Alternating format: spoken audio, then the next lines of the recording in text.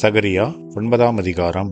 ஆதிராக் தேசத்துக்கு விரோதமானதும் தமஸ்குவின் மேல் வந்து தங்குவதுமான கர்த்தருடைய வார்த்தையாகிய பாரம். மனுஷரின் கண்களும் இஸ்ரவேலுடைய சகல கோத்திரங்களின் கண்களும் கர்த்தரை நோக்கிக் கொண்டிருக்கும்.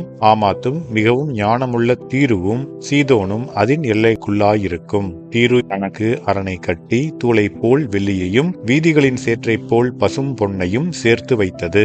இதோ ஆண்டவர் அதை தள்ளிவிட்டு சமுத்திரத்தில் அதன் பலத்தை முறித்து போடுவார். அது அக்கினிக்கு இரையாகும்.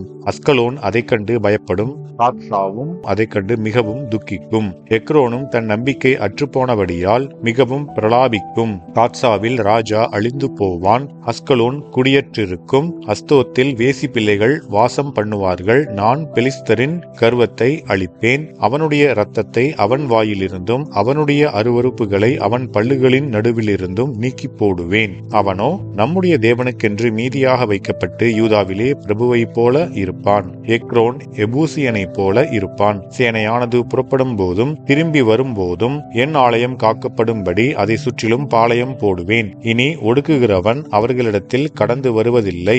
அதை என் கண்களினாலே பார்த்து கொண்டிருக்கிறேன். சீயோன் குமாரத்தியே மிகவும் களிகூறு. எருசலேம் குமாரத்தியே கெம்பீரி. இதோ உன் ராஜா உன்னிடத்தில் வருகிறார். அவர் நீதியுள்ளவரும் ரட்சிக்கிறவரும் தாழ்மையுள்ளவரும் கழுதையின் மேலும் கழுதை குட்டியாகிய மரியின் மேலும் ஏறி வருகிறவருமாயிருக்கிறார்.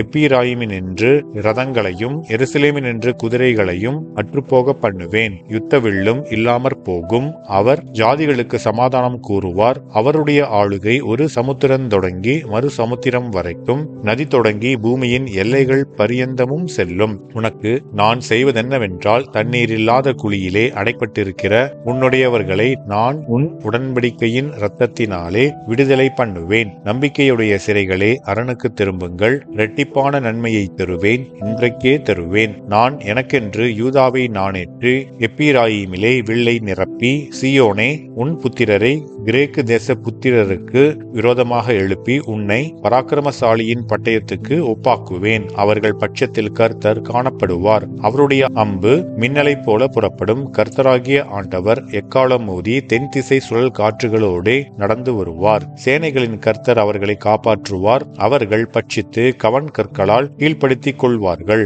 அவர்கள் குடித்து களிப்பினால் ஆரவாரிப்பார்கள். பான பாத்திரங்கள் போலவும் பலிபீடத்தின் கோடிகளைப் போலவும் நிறைந்திருப்பார்கள். அந்நாளில் அவர்களுடைய தேவனாகிய கர்த்தர் தம்முடைய ஜனமான மந்தையாகிய அவர்களை ரட்சிப்பார். அவர்கள் அவருடைய தேசத்தில் ஏற்றப்பட்ட கொடிகளின் கிரீடத்தில் பதிந்திருப்பார்கள். அவருடைய காருண்யம் எத்தனை பெரியது, அவருடைய சௌந்தரியம் எத்தனை பெரியது. தானியம் வாலிபரையும் புது திராட்சரசம் கன்னிகைகளையும் வளர்க்கும் என்பதே. ஆமென்.